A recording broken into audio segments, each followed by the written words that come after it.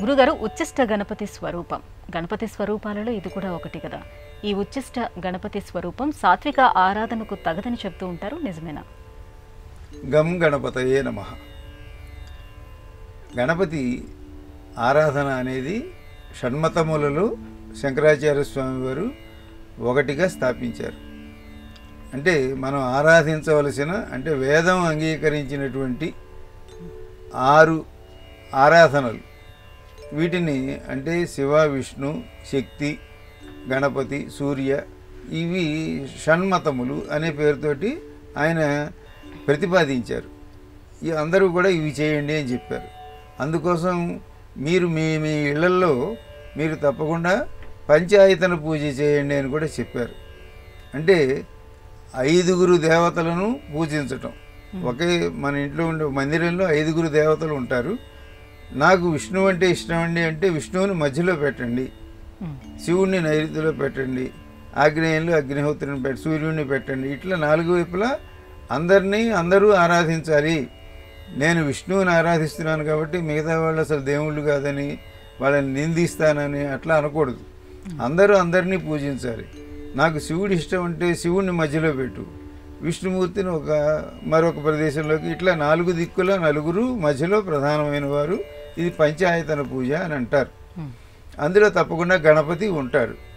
గణపతిని మధ్యలో పెట్టి పూజ చేసే వాళ్ళని గాణపత్యము అంటారు. అంటే వారు గణపతి భక్తులు అన్నమాట. అన్ని విధాలా గణపతినే పూజిస్తారు.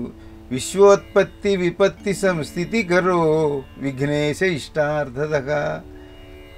ఈ సృష్టికి కారణము, సృష్టి జరగటానికి, మనందరం బతకడానికి, మనందరం నశించడానికి అన్నిటికీ కారణం విఘ్నేశ్వరుడే అని ఆ విఘ్నేశ్వరుని భక్తులు చెబుతారు. గాణపత్యం అంటాం దీన్ని. దీంట్లో 32 రకములైనటువంటి గణపతులను ఆరాధిస్తూ ఉంటారు. ఈ ఆరాధించేటువంటి వాటిల్లో మీరు పేర్కొన్న ఉచ్చిష్ట గణపతి, ఈ ఉచ్చిష్ట గణపతి అనేటువంటిది ఒక రకమైన ఆరాధన, ఒక ఉపాసన. ఈ ఆరాధనకు దశ దాటితే దీని ఉపాసన అని చెప్పాలి.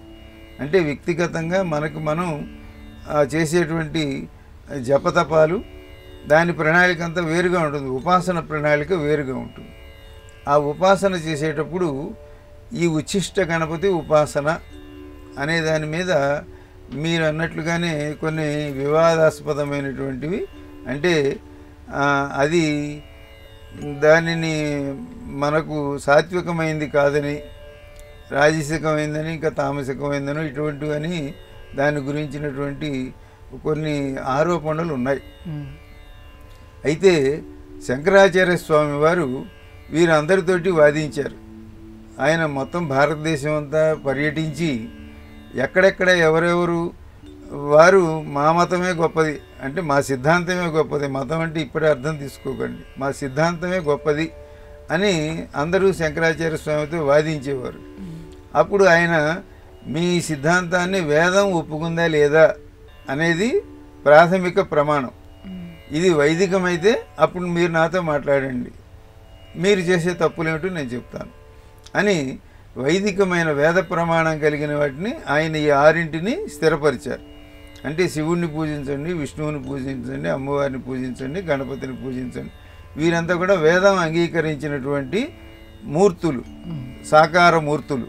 వీరందరినీ ఆరాధించండి అని చెబుతూ, మీలో కూడా కొంతమంది మీ సొంత బలహీనతలను దేవుళ్ళ మీద పెట్టి, మీ మద్యపానం చేయదలుచుకుంటే అమ్మవారికి మద్యపానం అంటే ఇష్టం అని మీరందరూ తాగేసి అమ్మవారి కోసం తాగానని, ఇటువంటివి కొన్ని చేయరాని పనులు చేసేటువంటి ఆచారాలను శంకరాచార్య స్వామి వారు ఖండించారు. ఇవి చేయకండి అన్నారు. అట్లా చేస్తే దానిని వామాచారము అన్నారు. మనకు దక్షిణహస్తం, కుడి భుజాన్ని దక్షిణం అంటాం. ఇది ధర్మపరంగా కుడి చేత్తో చేసేటువంటిది, ఎడమ చేత్తో చేసేదాన్ని వామాచారము అంటాం. కాబట్టి ఇట్లాంటి వాటినన్నింటినీ వామాచారములు అని ఆయన ఖండించిన వాటికి మనం ఇప్పుడు వామాచారం అంటే ఒక అమ్మవారి గురించే చెప్పుకుంటాం, కానీ అన్నిటిలోనూ ఉన్న పొరపాట్లను ఆయన ఖండించారు. ఆ ఖండించిన వాటిల్లో ఈ గణపతికి సంబంధించిన గాణపత్యంలో ఉచ్చిష్ట గణపతి మొదలైనటువంటి వాటిల్లో కొంతమంది చేసేటువంటి ఉపాసన మార్గాలను ఆయన ఖండించారు, వ్యతిరేకించారు. కాబట్టి మనం ఉచ్ఛిష్ట గణపతి అంటే ఇది ఏదో భయంకరమైంది అని అనుకోకూడదు. దానికి దక్షిణ పద్ధతిలో దాని ఉపాసనా మార్గం అంతా చెప్పబడింది.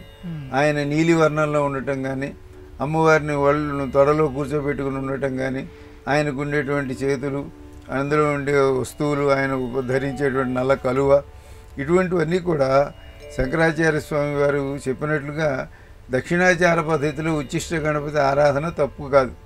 ఈ ఈ ఉచ్ఛిష్ట గణపతి అంటే ఎంగిలి తినటం అని, ఆ ఎంగిలి కూడా ఇంకా అశుద్ధమైనటువంటి వస్తువులు, వీటితోటి ఉపాసన చేయాలి అని కొంతమంది చేస్తూ ఉంటారు.